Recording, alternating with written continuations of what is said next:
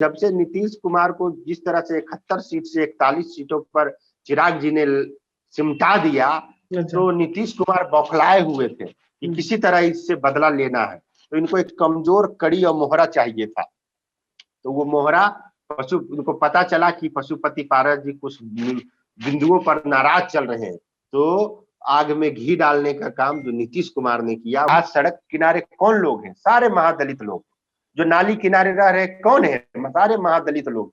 17 साल नीतीश कुमार सीएम की कुर्सी पर है, उन महादलितों को अभी तक जमीन नहीं मिला है, छत नहीं मिला है, उसको खाने के लिए नहीं है, रोजगार नहीं है। नहीं तो ये तो एक तरफा प्यार हो गया ना। लोजपा भाजपा से प्यार कर रही है और भाजपा धुतकारती जा रही है कि हमें नहीं चाहिए। चुनाव में भी ऐसे धुतकार दिया, अब भी धुतकार रहे। नीतीश जी का तो नालंदा में जो राजनीति है उसको मैं ही उखाड़ूंगा, आज उखाड़ू कल उखाड़ू पर उखाड़ के फेंक दूंगा।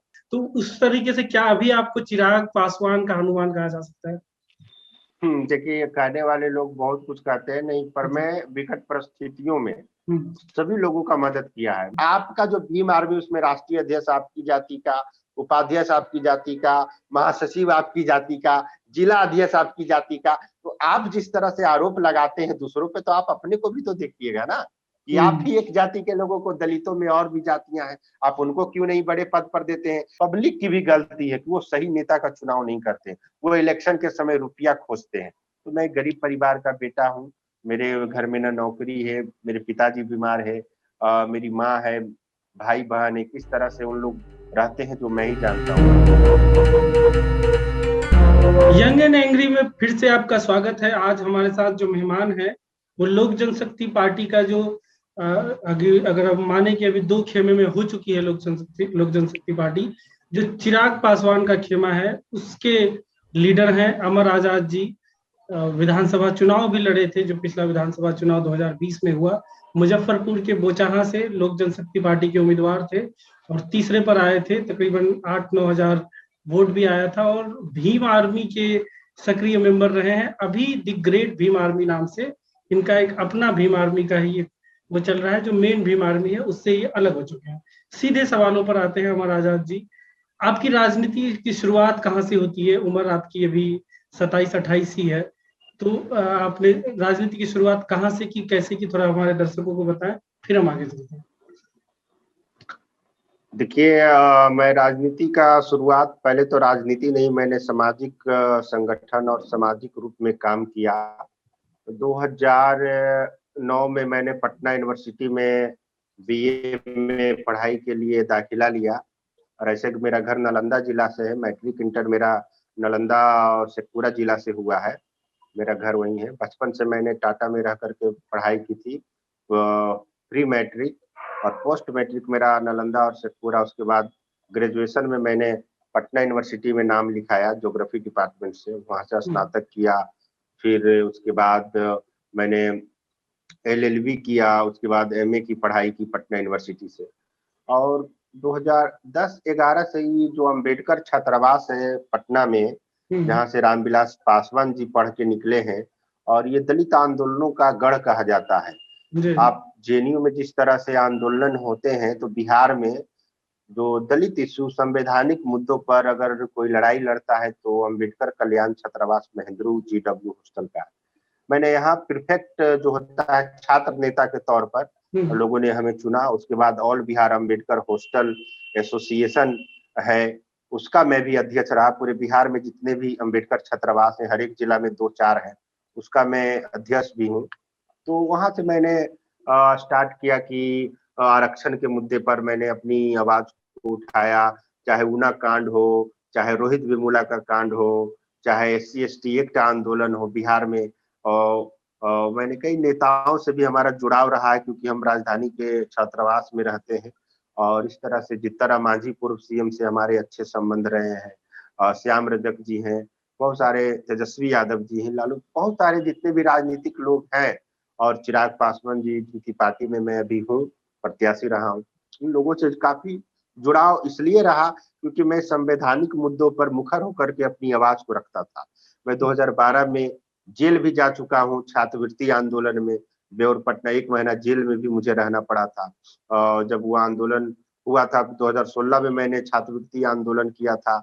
जिसमें बिहार विधानसभा 2-3 दिन तक ठप रहा था। उस समय आरजेडी की सरकार थी और जदयू की सरकार थी। तो इस तरह से मैंने अपना सामाजिक और राजनीतिक जीवन तो मैं 2020 से स्टार्ट किया हूँ, और भीम आर्मी का मैं मेंबर नहीं, प्रदेश अध्यक्ष यहाँ था। अच्छा। भीम आर्मी जब कहीं नहीं थी पूरे देश में, वो सहारनपुर का घटना प्रकरण हुआ था। तो चंद्रशेखर जब दिल्ली में रैली फर्स्ट बार किए थे, उस समय मैंने बिहार में ऑथेंटिक तरीके से बिहार के सभी बुद्धिजीवी, छात्र, युवा, नौजवान सभी जो संविधान के पक्षधर हैं, सामाजिक न्याय के पक्षधर हैं, धर्मनिरपेक्षता के पक्षधर हैं, मैं उन लोगों से मिलकर करके यहाँ गठन किया था 21 मई 2017 को। जी, तो भीम आर्मी से आपका एसोसिएशन जो है था, फिर तो भीम आर्मी से अलग क्यों हो गया? 2017 में आपने बताया भीम आर्मी को आप ही ने बिहार में शुरू किया, अलग क्यों? मैंने भीम आर्मी को बिहार में पाला पोसा बड़ा किया, एक पहचान भी यहाँ दिया, क्योंकि मैं पहले से इंडियन स्टूडेंट वेलफेयर एसोसिएशन का राष्ट्रीय अध्यक्ष था, चलाता था, और पूरे बिहार के अंबेडकर हॉस्टल हमारे साथ थे। तो मैं जिधर भी जाता हूँ वो हमारे साथ होते हैं। तो उस समय 2 साल तक मैंने चलाया, मगर चंद्रशेखर जब जेल से रिहा हुए, उनकी गांधी मैदान में मैंने रैली करवाई। पटना के ऐतिहासिक गांधी मैदान में मैंने रैली करवाई, मगर उनके जो कुछ लोग थे, या कहें चंद्रशेखर, वो जातीय मानसिकता से ग्रसित हैं, और वो नहीं चाहते हैं कि, देखिए दलितों में भी बहुत सारी जातियां हैं, दलितों में बहुत सारी जातियां हैं, वो नहीं चाहते हैं कि उनके जाति के अलावा दलितों की और जाति आगे बढ़े या उसका लीडरशिप आगे आए। इसके चलते वो यहाँ पर वो चापलूस लोगों को, जो कहते कि रबर स्टाम्प हो, वैसे लोगों को मैं क्योंकि उनके नजर में मैं ही एक आंदोलनकारी था, उनके टीम 2-3 टीम के अलावे जो हमारी नेशनल लेवल पे पहचान थी, और जो सामाजिक लोग हैं, चाहे दिलीप मंडल जी हों, बहुत सारे लोग हैं जो बुद्धिजीवी हैं बहुजन समाज के, उन लोगों से हमारी बहुत पहले से टचअप रहा है। तो उनको लगा कि एक यही व्यक्ति है जो हमको टक्कर दे सकता है, या तो वो एक घटना से कर में पैदा हुए। जब उनका कोई नाम निशान भी नहीं जानता था, तब मैं चीफ मिनिस्टर के साथ बैठ के 2014 में प्रोग्राम किया हूँ। 2014 में आप लोग शायद नहीं जानते होंगे चंद्रशेखर क्या है। 2017 सहारनपुर मामला से लोग उन्हें जानने लगे। तो उस समय मैं हमेशा, हमारा देखिएगा कि लगातार मैं सामाजिक और संवैधानिक मुद्दों पर, सामाजिक न्याय के मुद्दों पर, धर्मनिरपेक्षता के मुद्दों पर आंदोलन 2011-12 से करते आ रहा हूँ। 10 साल हमें हो गया। तो उनको लगा कि ये तो जवाब तो हम लोग वैसे हैं। देखिए बाबा साहेब को अगर आप मानते हैं, तो अपने समाज के लोग भी अगर गलत करे तो आपको, अब मैंने उनसे सवाल कुछ किया तो वो, अच्छा वो बोले कि हमारे पिताजी का भीम आर्मी है, तुम कौन होते हो ये करने वाले। इस तरह से उनका जो अहंकार था, मैं क्या सवाल था, अगर आप बता सके किस तरह का सवाल था? वो सवाल हम बोले कि देखिए, यहाँ का जो जातीय समीकरण है, और यहाँ दलितों में दुसाध जो पासवान जाति है, वो सबसे स्ट्रोंग है, तो आप उन्हें, पर वो बोले कि नहीं, हमारा जो रविदास जाति के लोग हैं, हम उन्हें ही करेंगे। जबकि मैंने उनको नेता माना, और वो किसी अपने जाति के अलावे किसी को नेता मानने के लिए तैयार नहीं है। हमने बोला मैंने आप तो खुद पासवान जाति से आते हैं? मैं पासवान जाति से। और वो रविदास है ना? हाँ जी। तो इस तरह से फ्रैक्शन हो गया, जबकि मैंने उसे लीडर माना, 2 साल तक मैंने उसे लीडर माना। पर क्या वजह है कि जब वो जेल से बाहर निकले, और हम लोग पूरा जहां भी उनकी रैली हुई, राजस्थान में, मुंबई में, झारखंड में, सभी के प्रदेश अध्यक्ष को बदल दिया गया। उनकी एक सोची समझी साजिश थी कि कोई लाइमलाइट में ना आए, पहचान ना बने। और भीम आर्मी ये एक ऐसा नाम है, उसके कारण, चंद्रशेखर के कारण को नहीं जुड़ा, ये नाम ऐसा है भीम, बाबा साहेब अम्बेडकर के नाम से, कि लोग अट्रैक्ट हो गए, और आर्मी शब्द जो जुड़ा है। तो इस तरह से हम लोगों ने लाखों रुपये, 1-1 रुपया चंदा कर करके दिल्ली हम लोग जाते थे रैलिया में, रैली उनके फेवर में जाते थे। उन्होंने ये भी नहीं समझा कि ये हम लोगों को इतना मदद किया है। उनकी रैली मैंने गांधी मैदान में करवाई, ऐतिहासिक गांधी मैदान में 30-40 हजार लोग आए थे, जितनी हमारी क्षमता थी हमने वो किया। मगर वो एक नंबर के, क्योंकि भीम आर्मी का उत्पन्न ही हुआ था, आप उसके जाएंगे तो वहां पर द ग्रेट चमार करके बोर्ड लगाया गया टोपी में लिखा हुआ रहता था। वो जातीय संगठन था। हम लोग जैसे लोग उनको ला करके शेड्यूल कास्ट और बहुजन के मुद्दों में लाए, मगर वो एक जातीय संगठन था।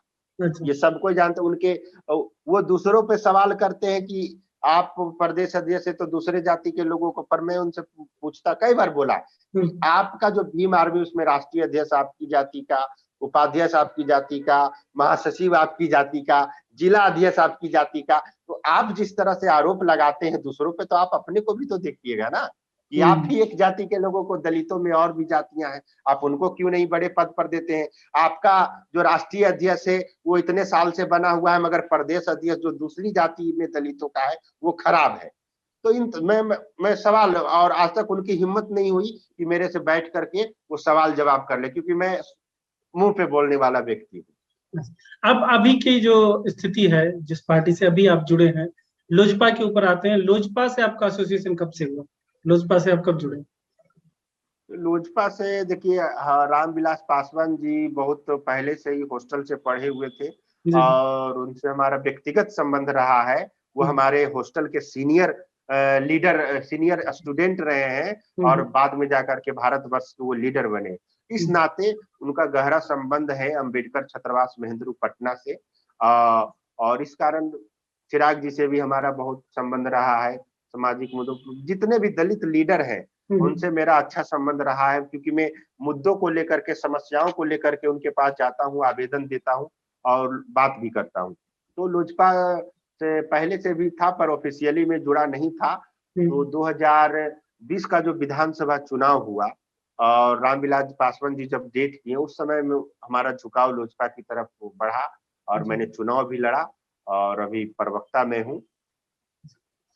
तो अभी कहा जा रहा है, कई लोगों ने मुझे बताया कि रामविलास पासवान के जाने के बाद जो पार्टी में अभी दो फाड़ हुआ है, तो चिराग पासवान की गुट से जो लोग ग्राउंड पे एक्टिव हैं, उसमें से आप एक प्रमुख हैं वैसे, और एक सौरभ पांडे जी का भी नाम आ रहा है, लेकिन वो ग्राउंड पे नहीं दिखते, ग्राउंड पे आप दिखते हैं। तो क्या आपको अभी, जैसे चुनाव के समय में होता था कि चिराग पासवान जी खुद को हनुमान और प्रधानमंत्री मोदी को राम का से तुलना करते थे, तो उस तरीके से क्या अभी आपको चिराग पासवान का हनुमान कहा जा सकता है? देखिए, कहने वाले लोग बहुत कुछ कहते हैं, नहीं, पर मैं विकट परिस्थितियों में सभी लोगों का मदद किया है। मैं आपको बता देना चाहता हूँ, हमारा एक छपा भी था अभी न्यूज फॉर्मेशन में, चंद्रशेखर को मैंने मदद किया 2014 में, जब जित्तर राम मांझी मुख्यमंत्री बने थे और उनको जब कुर्सी से हटाया गया था, याद है आपको? जी जी जी। जित्तर राम मांझी मुख्यमंत्री बने थे, उनको कुर्सी से नीतीश कुमार ने हटाया। तो वो पूरे आंदोलन की पटकथा मैंने लिखी थी और हम लोगों ने जाके आंदोलन किया था। तो मैंने जित्तर राम मांझी जी को भी मदद किया जब वो बुरे समय पर थे। तो अब चिराग पासवान जी हैं, उनकी पार्टी का किस तरह से तो मैंने यहाँ मोर्चा संभाला, क्योंकि मैं जहां भी रहता हूँ ईमानदारी से रहता हूँ और जिसके लिए भी काम करता हूँ पूरी ईमानदारी से काम करता हूँ। आपने आज ही कुछ पोस्टर लगवाए, जो जिसमें से एक पोस्टर में आपने पूरा एक जो फिल्म कह रहे हैं आप उसको, बिहारी फिल्म, जो कुछ हो रहा है लोजपा के अंदर ड्रामा, उसका निर्देशक आप नीतीश कुमार को कह रहे हैं, उसका मुखबिर जो है आप ललन सिंह को कह रहे हैं। तो इसमें आप क्या संदेश देना चाह रहे हैं कि सबके पीछे क्या मुख्यमंत्री नीतीश कुमार का हाथ है? बिल्कुल, मुख्यमंत्री नीतीश कुमार की जदयू पार्टी में हमारे कई आदमी हैं जो हम लोगों को इंफॉर्मेशन देते हैं और हम लोगों को पता चलता है, क्योंकि मैं भी 10 साल से राजनीति में हूँ, सामाजिक काम में हूँ, तो पता चलता है कि कौन क्या कर रहा है। तो जब से नीतीश कुमार को जिस तरह से 71 सीट से 41 सीटों पर चिराग जी ने सिमटा दिया, तो नीतीश कुमार बौखलाए हुए थे कि किसी तरह इससे बदला लेना है। तो इनको एक कमजोर कड़ी और मोहरा चाहिए था। तो वो मोहरा उनको पता चला कि पशुपति पारस जी कुछ बिंदुओं पर नाराज चल रहे हैं, तो आग में घी डालने का काम जो नीतीश कुमार ने किया, उनको लोभ दिया, पैसा दिया, मंत्री पद का लालच दिया, तब जाकर के वो अपने बेटे समान भतीजे पर पीठ में खंजर भोंकने का काम किए।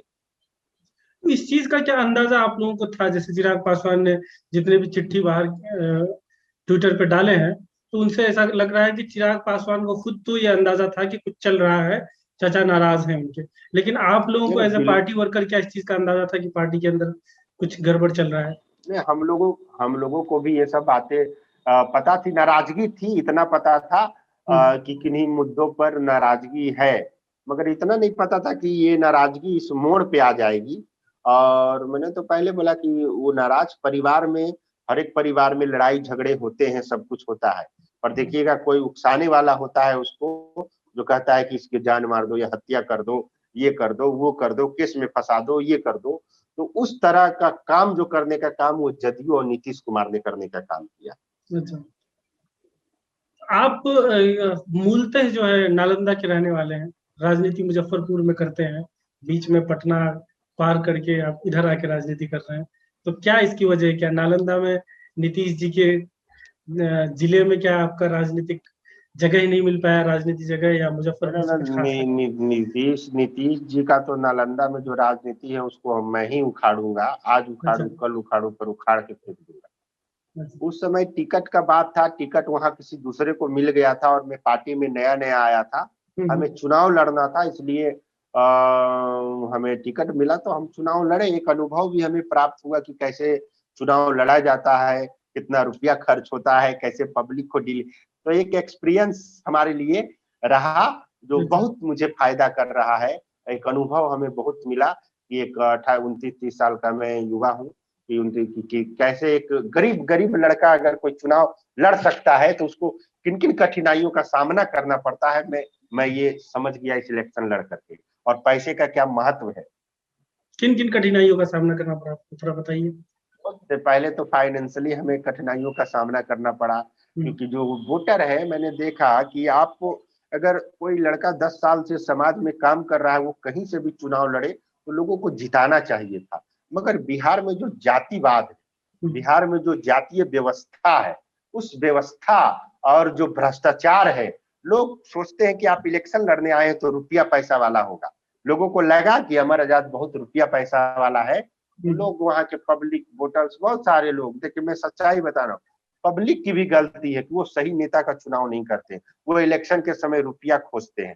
तो मैं गरीब परिवार का बेटा हूँ, मेरे घर में ना नौकरी है, मेरे पिताजी बीमार है, मेरी माँ है, भाई बहन है, किस तरह से उन लोग रहते हैं जो मैं ही जानता हूँ। मैं सक्षम नहीं था कि मैं करोड़ों रुपया लाखों रुपया खर्च कर पाऊँ। इसी तरह मैंने नॉमिनेशन किया, पर्चा छपवाया और प्रचार किया। हमें 8-6-7 दिन मौका मिला था। लास्ट चरण का लास्ट दिन मैंने नॉमिनेशन करवाया, एक दिन पहले ही हमको रात में टिकट मिला था, कल नॉमिनेशन कराना था। अच्छा। तो देखा कि समाज में कैसे कैसे लोग रहते हैं और चुनाव में अच्छे लोग क्यों नहीं आ पाते हैं, अच्छे लोग क्यों नहीं जीत पाते हैं, ये अनुभव हमें प्राप्त हुआ। लेकिन आप जैसे आपने कहा कि गांधी मैदान में आपने इतने लोगों को इकट्ठा कर दिया, अभी भी सड़क पर चिराग पासवान के लिए जितने लोग हैं, कहा जा रहा है कि ये चिराग गुट से आपके लोग हैं और दूसरे गुट से सूरजभान सिंह के लोग हैं, तो आप इन लोगों को इतना मैनेजमेंट बिना पैसे के कैसे कर रहे हैं? जो 10 साल से मैंने जो काम किया है समाज के लिए, तो ऐसा कि नहीं, बहुत हमारे दोस्त हैं, बहुत हमारे हॉस्टल से नौकरी में गए हैं, बहुत सारे सामाजिक लोग हैं जो अच्छा। हम लोगों को चंदा उंदा कर करके, हम लोग किसी तरह, जैसे हम लोग किसी को बोलते हैं भाई मदद करिए, तो लोग करते हैं, जिसको करना हुआ करते हैं, जिसको नहीं करना हुआ नहीं करते। इस तरह से मैं अपना काम करता हूँ और बहुत सारे लोग अपने पैसे लगा करके आते हैं और गाड़ी घोड़ा से भी लोग अपने आते हैं, मदद करते हैं, मेरे साथ खड़ा रहते हैं। हमारे कई ऐसे साथी हैं जो हमारे साथ रहते हैं, मेरे साथ हर तन मन धन से हमारा साथ देते हैं। अब थोड़ा वापस जाएंगे फिर लोजपा के अंदर जो कुछ चल रहा है। आज पहली बार मुख्यमंत्री नीतीश कुमार ने इस पर कुछ कहा है, और उन्होंने कहा है कि ये उनका आपसी मामला है। कुछ लोग मेरा नाम लेकर मीडिया में बने रहना चाहते हैं, पब्लिसिटी कमाना चाहते हैं, और मेरा उसमें कोई हाथ नहीं है, वो उनका आपसी मामला है। तो इसको आप कैसे देखते हैं कि मुख्यमंत्री ने अब साफ क्लियर कर दिया कि उनका हाथ नहीं है? अगर उनका आपसी अगर अगर लोक जनशक्ति पार्टी का ये पारिवारिक और आपसी मामला रहता, तो इनके जो पूर्व मंत्री है जय सिंह, तुरंत पशुपति पारस जी यहाँ आए और उनसे मिलने के लिए गए लोजपा कार्यालय में, जो इतने दूर से लोजपा से दूरी बनाए हुए थे। ललन सिंह पूरा दिल्ली में बीना सिंह के घर पे बैठक करवाए, ये पूरा जग जाहिर है, पूरा मीडिया में ये सब कुछ आया, ये किसी से छुपा नहीं है। वो कुछ कह देंगे और हम लोग मान लें, वो कटसी कर रहे हैं अपने आप को टालने की, अपने आप को इस प्रकरण से अलग हटाने की कोशिश भले कर रहे हो, और पूरे बिहार की जनता जानती है कि रामविलास पासवान को भी उसने किस तरह से तोड़ने का काम किया, दलित महादलित किया। क्यों किया? रामविलास पासवान के चलते किया, क्योंकि रामविलास पासवान की ताकत बढ़ते जा रही थी।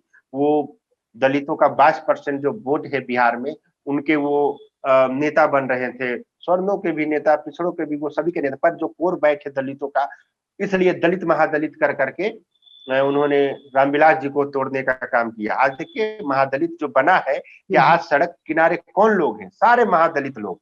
जो नाली किनारे रह रहे कौन है? सारे महादलित लोग। 17 साल नीतीश कुमार सीएम की कुर्सी पर है, उन महादलितों को अभी तक जमीन नहीं मिला है, छत नहीं मिला है, उसको खाने के लिए नहीं है, रोजगार नहीं है। तो ये सिर्फ राजनीतिक वोट बैंक की राजनीति थी दलित महादलित, रामविलास जी को कमजोर करने के लिए, लोजपा को कमजोर करने के लिए। 71 से 41 भले ही आपने जदयू को ला दिया हो, लेकिन आप अब भी नीतीश कुमार सीएम हैं ही, बीजेपी के समर्थन से वापस सीएम बन गए हैं। पहले जिस बीजेपी के समर्थन पर को लेकर चिराग पासवान मैदान में उतरे थे, वो बीजेपी अब साथ नहीं दे रही है, तो कैसे इस चीज को देखते हैं? देखिए, ये बीजेपी नहीं देते, वो तो बीजेपी के सहारे ना। बीजेपी जब चाह लेगी कि हम नीतीश कुमार को लात मार देगी। नीतीश कुमार क्या कर लेंगे? नीतीश कुमार लेकिन तो बीजेपी उनको तो शर्म इलेक्शन आनी में भी ये चाहिए। कहीं इन्होंने मुख्यमंत्री के वो उम्मीदवार थे नीतीश कुमार, उनके चेहरे पर लड़ा गया, और उनकी पार्टी, सत्ताधारी पार्टी जो 10 साल से मुख्यमंत्री रहे, उन्हें कम सीट आना, ये कितना दुर्भाग्य की बात है, आप समझ सकते हैं। नहीं, फिर भी बीजेपी जो है चुनाव में भी उनके साथ थी, अब भी बीजेपी आपका साथ नहीं दे रही है। बल्कि चिराग पासवान ने द हिंदू के एक इंटरव्यू में कल कहा कि उन्हें अफसोस है कि अब बीजेपी के लोग ने उनकी खबर खैरियत भी नहीं पूछी है, जो कुछ चल रहा है। तो बीजेपी तो बिल्कुल आपसे अलग ही हो चुकी है, अलग थलग हो चुकी है। ठीक है, वो बीजेपी का अपना है, अपनी पार्टी है, वो क्या करेगी, क्या लग रहा है कि धोखा बीजेपी हुआ है आप लोगों के साथ? पर बिल्कुल धोखा तो हुआ ही है, इसमें नो डाउट। और देखिए, जिस तरह से नीतीश कुमार को रामविलास पासवान, चिराग पासवान, लोक जनशक्ति पार्टी ने इनको, नरेंद्र मोदी जी को साथ दिया, नीतीश कुमार ने साथ नहीं दिया। नीतीश कुमार सिर्फ सत्ता और कुर्सी के लोभी हैं, कुर्सी जहां जाती है वहां चले जाते हैं। यही नीतीश कुमार है जो नरेंद्र मोदी जी को यहाँ पर इनविटेशन था भोजन का, वहां पे इनविटेशन देकर के इन्होंने थाली खींच लिया। उसके बाद जब चुनाव प्रचार के प्रमुख बने, प्रचार प्रमुख नरेंद्र मोदी बने 2014 में, कि कब पता नहीं, कब को डेट नहीं याद है, उस समय इन्होंने उससे गठबंधन तोड़ लिया, सब कुछ कर लिया। तो नीतीश कुमार थोड़ी, सबको जानता है कि इन्होंने क्या किया है। यहाँ पर बिहार में गठबंधन तोड़ लिया, सरकार गिरा दिया और राजद के साथ चले गए। पर ऐसा तो लोजपा ने तो नहीं किया है अभी। नहीं तो ये तो एक तरफा प्यार हो गया ना, लोजपा भाजपा से प्यार कर रही है और भाजपा धुतकारती जा रही है कि हमें नहीं चाहिए। चुनाव में भी ऐसे धुतकार दिया, अब भी धुतकार रहे। देखिए, वो उनका क्या है, धुतकार रही है, क्या कर रही है, हम लोग वो नहीं, उस पर हम कमेंट करना चाहते, क्योंकि मैं उस समय पार्टी में नहीं था जिस समय एलजेपी का गठबंधन बीजेपी जदयू से था। मैं अभी हूँ, वर्तमान की बात करें तो मैं वर्तमान की सारी परिस्थितियों का आपको बताऊंगा। उस समय मैं नहीं था, उनकी क्या रहा था लोक जनशक्ति पार्टी, चिराग पासवान जी का, रामविलास पासवान जी का गठबंधन के। तो पर पूरे बिहार की जनता देख रही है कि कौन कौन लोग धोखा दे रहे हैं। तो जो दलित वोटर है वो वोट में बता देगा कि किस तरह से एक युवा नेता, उभरते नेता को जलील किया जा रहा है, दलित होने के नाते उनको परेशान किया जा रहा है, राजनीतिक रूप से वो एक बड़े चेहरे बने हुए हैं, उसको डाउन करने की कोशिश की जा रही है। तो ये लोग बर्दाश्त नहीं करेंगी बिहार की जनता। आगे का क्या प्लान है आपकी टीम का? चिराग पासवान के साथ आप लोग की बात होती होगी, तो आगे का प्लान क्या है? तो 5 जुलाई से आप लोग पूरे आशीर्वाद यात्रा पे निकल रहे हैं, तो उसके अलावा पार्टी पर कब्जा बनाए रखने के लिए, लोजपा और बंगला सिंबल पर कब्जा बनाए रखने के लिए आगे क्या कुछ कर रहे हैं?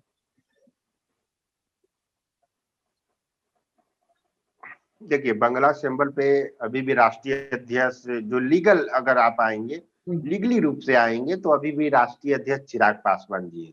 बंगला जो है वो है उस पे कब्जा चिराग पासवान जी का है। कब्जा क्या उनका है, ये कब्जा तो ये लोग करना चाह रहे हैं। तो लीगली अगर आएंगे, क्योंकि चुनाव आयोग जब तक पारस गुट को मान्यता नहीं देती है, जब तक वो नहीं है। ऐसे ही 5 लोग कहीं पर बैठ जाए, राष्ट्रीय अध्यक्ष बना दे। लोक जनशक्ति पार्टी रजिस्टर्ड पार्टी है, राज्य स्तरीय पार्टी है, इनको मान्यता मिला हुआ है, इनको कार्यालय मिला हुआ है, सब कुछ मिला हुआ है। तो कोई कुछ भी कह दे, मीडिया में आ जाए, पर सच्चाई तो ये है कि चिराग पासवान अभी राष्ट्रीय अध्यक्ष हैं। और हम लोगों का आगे का प्लान है कि बिहार की जनता की समस्या, अभी बाढ़ का समय है, बाढ़ के में जो फंसे लोग हैं हम लोग उनको मदद करेंगे। कोरोना में जो कई लोग पदाधिकारी को लेटर लिखते थे, वो बीमार भी थे, इसके लिखते थे और काम करने का काम किया है। तो ये सब आगे हम लोग करेंगे और आशीर्वाद यात्रा होगी। आशीर्वाद यात्रा का कि हाजीपुर के बाद नेक्स्ट कहाँ जा रहा है, कितने दिनों तक चलेगा ये यात्रा? ये बताएंगे, ये सब प्लान बन रहा है, आप लोगों को मिल जाएगा मीडिया को। ठीक है, अब थोड़ा बहुत हो गया, हम थोड़ा एक लास्ट सवाल, आखिरी सवाल बस। बीच में आपने कहा था कि नालंदा से नीतीश कुमार को आप ही उखाड़ फेंकेंगे, क्या मतलब क्या आप इसकी क्या कहना चाह रहे थे कि नालंदा में अंत आप नीतीश कुमार का आप ही कुमार कहा जाता है कि नीतीश कुमार का नालंदा गढ़ है, मैं भी नालंदा का हूँ और वहाँ नालंदा विश्वविद्यालय है, वहाँ मैं बौद्धिस्ट विचारधारा को मानता हूँ और वो गढ़ है नालंदा। तो कोई दूसरे विचारधारा के लोगों को वहाँ टिक नहीं पाएंगे। जब तक है, नीतीश कुमार अब कितने दिन तक रहेंगे या राजनीति करेंगे, इनका उम्र भी ढलते जा रहा है। अगर जिस तरह से बिहार में ये डिवीजन करने का काम किए हैं, दलित महादलित, पिछड़ा अति पिछड़ा, ये सब करने का काम, विकास का काम इन्होंने तो कुछ किया नहीं। आज भी मैं गांव में देखता हूँ, मेरे पास सैकड़ों फोन कॉल्स आते हैं कि हमें पीएमसीएच में एडमिट करवा दीजिए, मेरा मरीज को महावीर कैंसर संस्थान में, एम्स में, कहीं नहीं हो पाता है। अगर सुविधाएं होती, अगर विकास हुआ होता, अस्पतालें बनता, तो इतनी लाशें बिहार में नहीं गिरती। लोग मेरे जैसे, मैं एमएलए एमपी तो नहीं हूँ, पर मेरे पास लोग फोन करते हैं और अपना दुखड़ा सुनाते हैं। मैं उस समय यही सवाल करता हूँ कि इन लोगों ने किया क्या बिहार के लिए, क्या किया बिहार के लिए? आज भी प्राथमिक विद्यालय में टीचर नहीं है, उसका छत टूटा हुआ है, सब कुछ है। ये लोगों को दिखाई नहीं देता है क्या, जो मुख्यमंत्री है, मंत्री है? बताइए, क्या ये इन लोगों ने किया है? 17 साल इन लोगों ने रहा, क्या ये सब किए हैं? धन्यवाद अमर आजाद जी, आपने काफी समय निकाला। आप देख रहे थे यंग एंड एंग्री, हमारे साथ अमर आजाद जी लोजपा से चिराग गुट के नेता हैं। हमारे से तमाम प्लान पर इन्होंने बात किया कि आगे क्या कुछ चल रहा है और पीछे क्या कुछ इनकी हिस्ट्री रही है राजनीति के अंदर। नमस्कार, धन्यवाद।